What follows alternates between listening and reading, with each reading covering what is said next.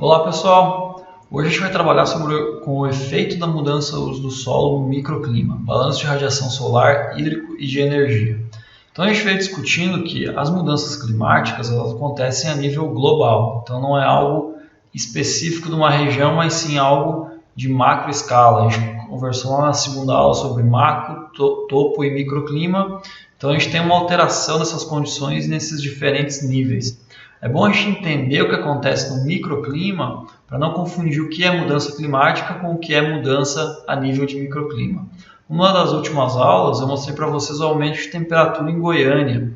A gente registrou aqui na Escola de Agronomia um aumento quase superior a 2 graus Celsius de 78 até 2019. Então esse aumento ele é um efeito, tem um grande efeito a nível de microescala pela alteração das condições de uso do solo na região da estação meteorológica e que também pode estar associado a uma intensificação da mudança climática a nível macro, que acabou influenciando a nível micro. Então a gente precisa entender isso para conseguir diferenciar o que é mudança climática do que é um efeito do uso do solo, uma condição local, tá certo? E aí para isso, a gente traz um exemplo aqui da mudança do uso do solo. Então a gente tem uma floresta que armazena bastante água, que usa essa energia para crescimento, para fazer fotossíntese. Essa água também é utilizada para transpiração. E aqui eu tenho uma mudança para um sistema de cultivo, uma cultura ainda, mas com uma estrutura de raiz, de dossel totalmente diferente do que a gente tem numa floresta. E aqui um outro exemplo extremo em que eu não tenho nem floresta, nem cultura, eu tenho um solo exposto aqui. Então eu tenho uma condição diferenciada nesses três ambientes que a gente está observando aqui. Aqui um outro exemplo, eu também tenho, então por exemplo, eu tenho uma área que eu substituí uma floresta natural por uma floresta plantada. As duas são florestas, mas têm condições de extração de água, de taxa fotossintética, de estrutura de dossel para absorver energia solar totalmente diferente. E aqui um outro exemplo, uma cultura anual. Veja a diferença que a gente tem nesses dois ambientes aqui, que vai influenciar as condições de microclima nesse local e nesse. E aqui uma imagem mostrando aqui a região de Manaus. Então a gente tem uma floresta bastante densa com essa mudança da condição que está ocorrendo aqui de uso do solo. Então essas alterações vão influenciar o microclima, vai alterar essas condições. A gente vai tentar entender um pouquinho de como essas condições influenciam o clima daquele local, né, no microclima, e quais seriam as estratégias que eu posso estar adotando para reduzir os efeitos de um efeito macroclima, de uma mudança climática na macroescala, para minimizar esse efeito na microescala, certo? Então aqui em termos de uso do solo, no momento que eu faço essa mudança de floresta, ou faço desmatamento e faço a queimada, a gente vai ter lá no solo uma reserva de carbono. Então ao longo dos anos, com as plantas absorvendo CO2 da atmosfera, convertendo em carbono, esse carbono vira folha, vira tronco, outras partes da planta, vai para o solo, os micro-organismos consomem esse carbono, parte eles liberam de novo para a atmosfera e parte volta, fica armazenado no solo. Então o solo tem um grande potencial de ser um local para a gente armazenar esse carbono. Então quando a gente tinha a floresta, tinha um potencial aqui de carbono, ele foi reduzido, a gente entrou com pastagens, converteu esse cultivo. Ao longo do tempo, pela queima dos materiais ou pelo consumo desse carbono no solo, a gente tem uma redução da quantidade de carbono. Então a gente chega no momento aqui que a gente pode estar alterando o sistema de cultivo para aumentar esse armazenamento de carbono no solo. Então a planta vai absorver o CO2, vai fixar no solo. Então, através da matéria orgânica, vai ficar retido no solo, eu vou tirar esse CO2 da atmosfera e ele vai voltar parte para esse solo onde vai ficar armazenado, certo? E aí eu tenho essa mudança aqui a nível micro que acaba influenciando a emissão de CO2 na macroescala também. Bom, mas por que é importante entender cada pedaço desse da microescala em relação à questão do CO2 principalmente? Aqui a gente tem uma região da atmosfera que é em torno de 1000 metros de altitude, a gente chama de camada limite atmosférica. Então nessa camada aqui, tudo que está acontecendo na superfície, ao longo do dia, com a entrada de energia no sistema, ela pega as características aqui da superfície e acaba diluindo em toda a atmosfera. Então aquele carbono que a gente está emitindo aqui no local específico, ao longo do dia, o movimento turbulento da atmosfera faz com que o CO2 presente nessa camada superficial acaba se diluindo ao longo aqui da camada limite atmosférica, levando aqui tanto o CO2 como a umidade da superfície, diluindo isso nessa camada. E ao longo do dia, ela vai sofrendo alterações conforme a disponibilidade de energia que eu tenho no ambiente. Essa mistura das características da superfície na atmosfera, ela ocorre de duas formas. A primeira é via condução forçada, então a gente tem um aquecimento diferente de diferentes regiões. Então tem uma região mais quente e uma região mais fria. Essa região mais quente, ela tem um espaço maior entre as partículas do ar, fazendo com que a pressão desse ponto seja menor em relação a uma região mais fria que tem uma quantidade maior de moléculas. Então vou ter uma diferença de pressão. Então vou ter uma região com uma alta pressão e uma região com uma baixa pressão, fazendo com que esse vento desloque nesse sentido. Então isso aqui é o que a gente chama de condução forçada. Esse vento que está fazendo esse movimento de um ponto de maior pressão para um ponto de menor pressão. O outro movimento que faz essa diluição das características da superfície com a atmosfera é a condução livre. Então a energia solar vem, passa toda a atmosfera, chega na superfície, ela começa a aquecer a superfície, vai aquecendo, até que uma parcela de ar chega a uma temperatura que, por exemplo, de 30 graus Celsius. Como o ar está mais quente, ele é mais leve. Então eu tenho essa quantidade aqui, estou num ponto aqui de maior pressão, essa parcela de ar fica mais leve, ela sobe na atmosfera. Quando ela sobe, por ter menos moléculas nessa altitude, essa parcela de ar consegue expandir. Se ela expande, aumenta a distância entre as partículas do ar, vai diminuir a temperatura. Então, conforme essa parcela de ar vai subindo, ela vai resfriando e expandindo aqui na atmosfera. Só que quando ela sobe, ela também leva CO2, água que evaporou aqui da superfície. Então ela vai subindo, expandindo e resfriando conforme sobe. Ela também pode fazer o processo inverso. No momento que essa parcela de ar fica pesada, ela pode descer. No momento que ela desce, vai comprimindo e vai aumentando a temperatura. E esse processo a gente chama de convecção livre. Então, juntando a convecção forçada com a condução livre, eu vou ter aqui diferentes tipos de convecção. Eu tenho a convecção convectiva, essa mistura convectiva forçada, convectiva livre e atmosfera estável. Então, muitas vezes, quando a gente olha a previsão do tempo, eles falam, a gente vai ter uma ocorrência de chuva porque a atmosfera está instável. O que significa esse instável? É que as partículas de água aqui da superfície estão subindo na atmosfera, estão formando nuvem. Quando a atmosfera está estável, não ocorre esse movimento de água na atmosfera. Então, a gente tem uma condição em que não é propícia a formação de nuvens, porque a água precisa subir na forma de vapor para resfriar, condensar e formar nuvem. Então aqui na convectiva forçada, a gente tem escoamento turbulento e atmosfera neutra.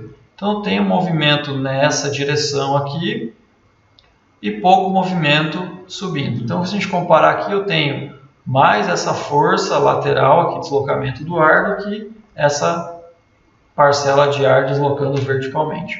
Então eu tenho aqui, essas bolinhas indicam qual que é a capacidade da superfície aqui, das características da superfície se diluir na atmosfera. Então veja que ela é igual tanto no deslocamento aqui na lateral como na vertical, na horizontal e na vertical. Então a gente tem essa característica de velocidade do vento com essa característica de distribuição dessas condições. E a atmosfera está numa condição neutra. Já quando a atmosfera está numa condição instável, eu tenho um maior movimento na vertical dessa parcela de ar. Então o ar aqui da superfície com umidade e gases está subindo de forma mais intensa na atmosfera. Se ele sobe de forma mais intensa, ocorre um resfriamento mais intenso dessa parcela de ar que está com vapor d'água. Então ela está instável, sobe de forma mais intensa, formando mais nuvens, levando à condição de chuva. Já quando a atmosfera está estável, eu não tenho transporte vertical, não tenho ocorrência disso, mas pode haver uma inversão térmica.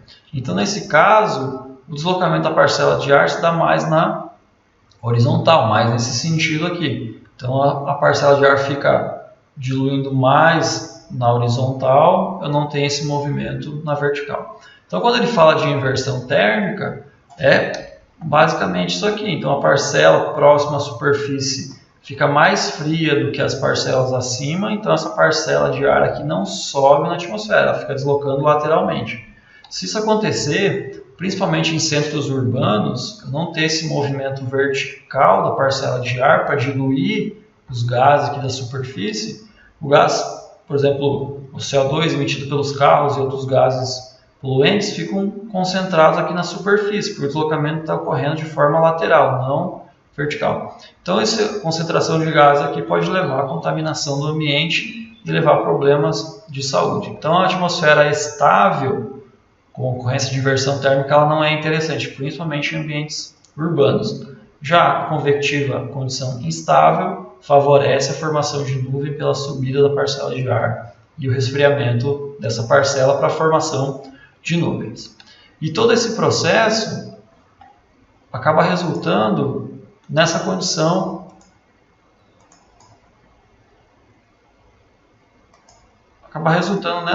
que a gente pode ver aqui.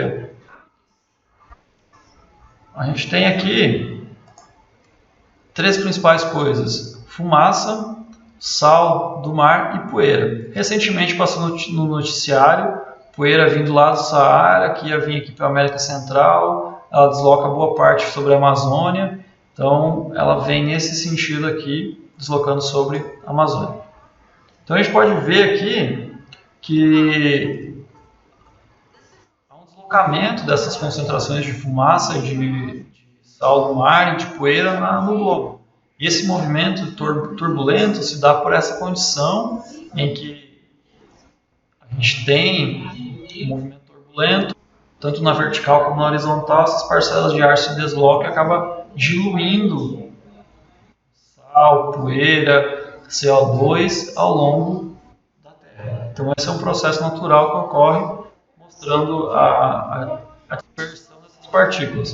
Por isso que a gente destaca que os problemas com o CO2 são a níveis global. Então, rapidinho, pelo movimento turbulento das parcelas de ar, a gente tem essa dispersão dessas partículas. Então, veja aqui ó, a poeira que vem do Saara. Então, muitas vezes, a formação de tornado nessa região aqui depende da quantidade de poeira que está vindo do Saara. Se está vindo mais poeira, condição seca, desfavorece a formação dos furacões aqui no Oceano Atlântico. Certo? Então a gente tem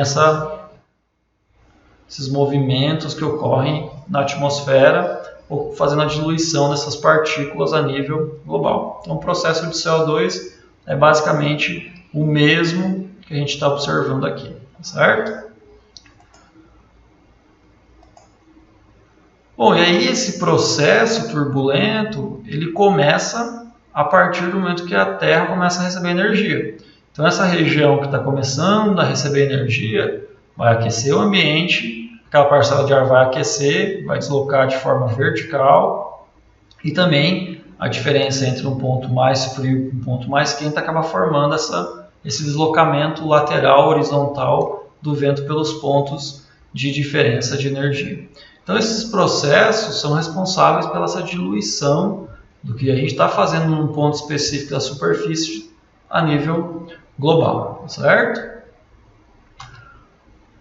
E aí dentro desse processo de mudança do uso do solo, o primeiro componente que acaba sendo afetado é o balanço de radiação solar. Então nas aulas anteriores a gente falou de onda curta e onda longa, está demonstrando aqui. Nesse lado aqui eu tenho, nessa lateral aqui, eu tenho o balanço de onda curta. Então a radiação vem do Sol lá, entra na atmosfera, parte interage com os gases da atmosfera, mas boa parte chega aqui na superfície. Chegando à superfície, onda curta, parte é refletida via albedo, certo? Então a gente tem aqui o albedo, que é a reflexão da superfície. E aí lembra lá que eu tenho floresta, refletindo de 10% a 15% e a neve de 70% a 90%. Então, se eu alterar o meu ambiente, vou alterar essa reflexão de energia. Então, se eu comparar aqui uma floresta com uma cultura que a gente faz o cultivo, ou um solo sem cultura, também tem uma reflexão diferente. Então, aqui a gente tem alguns exemplos. Solo claro, cinza escuro, tem a variação aqui de 45% a 5% de reflexão. Então, se eu tirar aquela cultura e manter um solo sem cultura, eu posso estar refletindo 45% se ele for mais claro, ou apenas 5% se for um solo mais escuro. Menor reflexão, maior retenção de energia, que o ambiente vai ficar mais aquecido. Outro exemplo, feijão. Feijão reflete 24% da energia que vem do sol, que chega naquele ponto onde ele está. Já uma floresta, de 10% a 15%. Então eu tiro uma floresta que tem uma característica, incluo outra. Isso vai alterar o balanço de radiação e a quantidade de energia disponível nesse ambiente, certo? E aqui a gente tem um estudo numa cidade, lá em São José dos Campos, em que eles avaliaram por diferentes bairros qual que é o albedo desses bairros em função do tipo de cobertura que a gente tem nessa região. Então a gente tem aqui a zona oeste, em que a reflexão era de 28%, enquanto que a zona central era de 55%. Então a gente pode ver a diferença aqui através dos tipos de cobertura que eu tinha nessas diferentes regiões. Então, por exemplo, na zona oeste, que teve um albedo menor, ou seja, reteve mais energia, eu tinha aqui predominantemente asfalto e cimento. Então, olha a coloração aqui dos cobertos que a gente tinha, então característica de cimento, e com algumas outras coberturas. Quando eu fui para a zona central, eu tenho aqui asfalto, mas praticamente metade do que eu tinha aqui, mesma coisa para o cimento. Eu tinha uma predominância aqui de cerâmica, pode ver a cor dos cobertos aqui. Vegetação, então eu tinha 20% de vegetação, enquanto que nessa aqui era 10%. E os outros materiais aqui 15% e 10%. Então, principalmente, presença do dobro de vegetação e coberto no formato de cerâmica, na coloração de cerâmica, atribuiu aqui um albedo de 55%. Então, dos 100% de energia que chega nesse ponto, 55% são refletidos, enquanto que aqui essa energia é absorvida. Então, a gente tem uma diferença de quase 30% nessas regiões aqui, mais energia sendo retida nesse bairro, que leva a condições de maior temperatura, certo? Bom, outro ponto é o nosso balanço de onda longa. Então, nessa lateral aqui, representando pela energia que vem da atmosfera, refletida pelos gases de efeito estufa, e parte aqui que é emitida pela superfície para a atmosfera. Então, quando eu altero a superfície, eu altero a capacidade dela em emitir energia para a atmosfera. E aqui a gente tem um exemplo. Quando a gente usa o termômetro de infravermelho, ele usa essa equação aqui, a lei de Stefan-Boltzmann, em que a temperatura é em função do que o corpo está emitindo de energia. Então, lá o termômetro infravermelho ele mede a densidade de fluxo de energia que a gente está emitindo. E aí, por essa lei ele chega na temperatura. Então, cada um desses ambientes tem uma capacidade diferente de emitir energia, que vai influenciar o ambiente onde a gente está inserindo esses diferentes sistemas de cultivo. Então, por exemplo, aqui eles fizeram uma análise mostrando a temperatura em um local de medição aqui de concreto em relação ao asfalto comum aqui na mesma localidade. E aí foi interessante que eles observaram que na pista de concreto, a gente tinha uma média de temperatura aqui no dia 23 às 13 horas da tarde de 42 graus Celsius, enquanto que no mesmo dia, na pista de asfalto, a temperatura era de 58. E olha a diferença, aqui eu tinha condição plena de sol e aqui estava nublado no momento da leitura. Então 42 contra 58. No outro dia, os dois na condição nublada, a temperatura era de 40 graus na pista de concreto e 48 aqui na pista de asfalto. Então veja que a gente tem essas diferenças, eu posso estar adotando estratégias para reduzir os impactos na temperatura daquele ambiente, certo?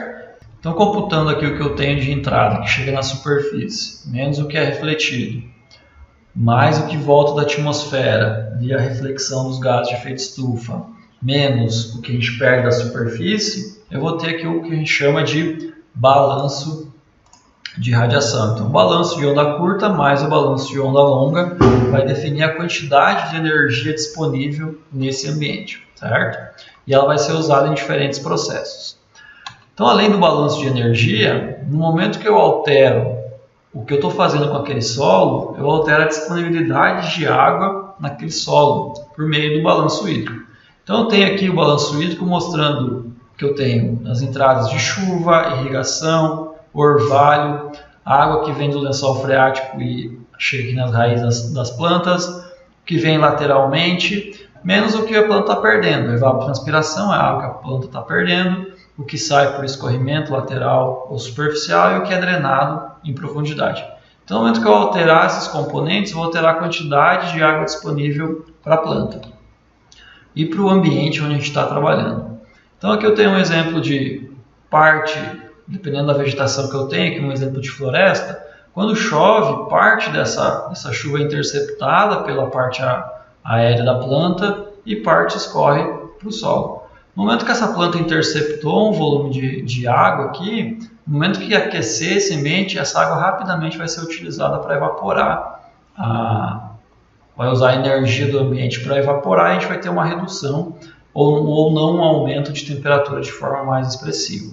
Depois que secou a folha, a planta começa a extrair água do solo, consome essa energia do ambiente para evaporar essa água para a atmosfera. Essa energia que é utilizada para evaporar a água ou transpirar, não é utilizada para aquecer o ambiente. Então a gente tem essa condição ocorrendo. Então aqui é um exemplo extremo em que a gente tem um ambiente totalmente seco, com áreas irrigadas. Então nessa área aqui, toda a energia disponível no ambiente vai ser usada para aquecer essa área aqui. Enquanto que nesse ponto eu tenho a presença de água, então os dois pontos recebendo a mesma quantidade de energia, mas aqui esse ambiente está usando parte dessa energia para evaporar a água.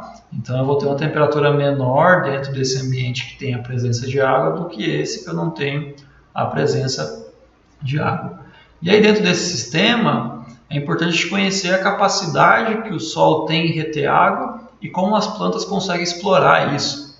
Então se a gente pegar florestas, por exemplo, a profundidade do sistema radicular dessas árvores é muito grande. Então a planta consegue crescer raiz em profundidade, buscar mais água e ela consegue manter o equilíbrio térmico do ambiente utilizando essa água que foi armazenada no solo. Então se eu comparar uma planta com uma raiz profunda e uma raiz superficial, essa planta aqui vai conseguir extrair mais água do solo, mais energia vai ser usada para transpiração e não para aquecer o ambiente do que uma planta em que tem limitação do sistema radicular. Um outro componente, que é um dos principais pontos limitantes nos centros urbanos, é a infiltração de água no solo. Então, se eu não tenho infiltração de água no solo, as plantas não conseguem extrair essa água do solo, porque ela não vai estar presente, vai escorrer, não vai estar no solo, eu não vou ter água disponível para ser utilizada para evaporação, que ia consumir energia que vai ser utilizada para o aquecimento do ambiente. Então aqui a gente tem um exemplo do uso de um asfalto poroso que absorve a água e reduz os riscos de enchente nas áreas urbanas. Além disso, essa água pode infiltrar no solo, pode ser utilizada por plantas que estão nessa região ou ainda por perda via evaporação. Se eu tenho esse consumo de água para evaporação, vai acabar consumindo energia e o ambiente vai aquecer menos. E essa transpiração, ela vem desse processo que as plantas absorvem energia, absorvem a água do solo e transformam a água líquida na forma de vapor. E esse processo consome energia. Consumindo energia, que ia ser usado para aquecer o ambiente, ele passa a usar para transpirar água, para transpiração ou para evaporação, dependendo do ambiente que eu estou inserido. O ambiente vai ficar mais fresco, não vai aquecer tanto porque essa energia está sendo utilizada para evaporar a água e não para aquecer o ambiente. Então tem comparações aqui, uma floresta com uma raiz profunda vai ter uma capacidade maior de evapotranspiração e vai aquecer menos o ambiente. Em relação à cultura anual, um solo sem presença de cultura, em relação ao centro urbano, em que eu não tenho plantas que exploram o solo para extrair essa água do solo e transformar a água líquida na forma de vapor, consumindo energia, então eu vou ter um aquecimento mais intensificado dessa região. Então, a partir do balanço hídrico, a gente consegue fazer a quantificação de qual que é o armazenamento de água presente nesse sistema para ser consumida pela planta ou pelo ambiente usando energia disponível lá do balanço de radiação, certo? Então, utilizando essas duas informações, balanço de radiação com o balanço de água no solo, a gente consegue computar qual que é o balanço de energia.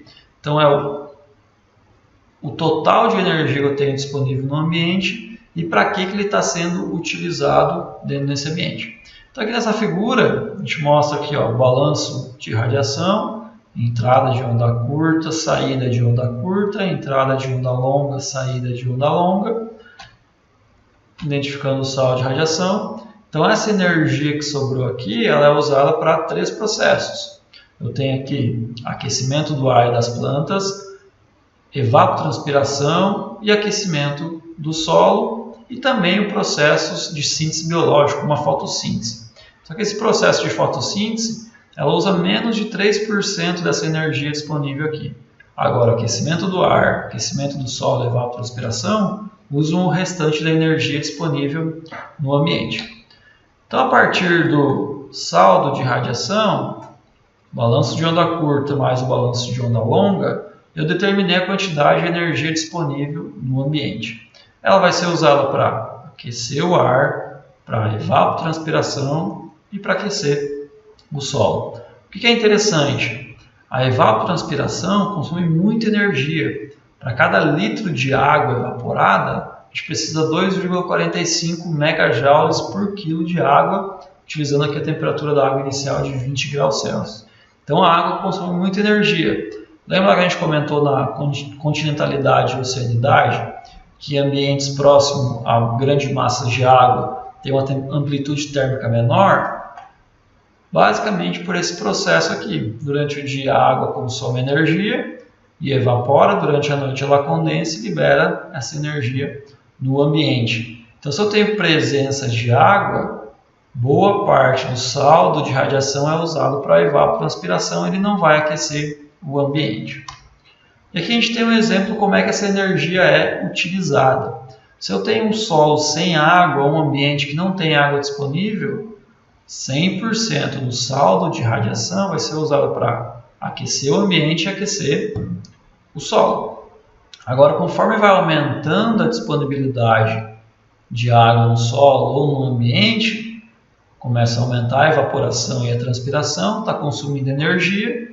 Está consumindo energia, essa energia sai do que estava sendo utilizado para aquecer o ambiente.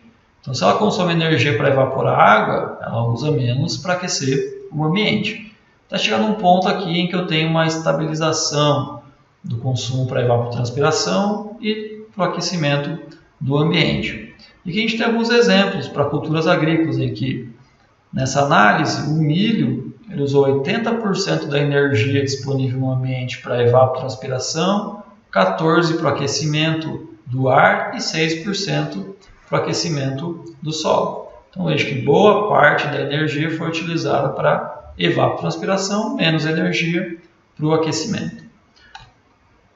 E para a gente ver esse efeito na temperatura, a gente tem um exemplo aqui de um estudo feito para Recife, em que eles avaliaram a temperatura do ar numa região com asfalto e numa região com gramado. Então veja que eu tenho sempre a temperatura do asfalto, ela é maior do que a temperatura do gramado. Então o que está acontecendo?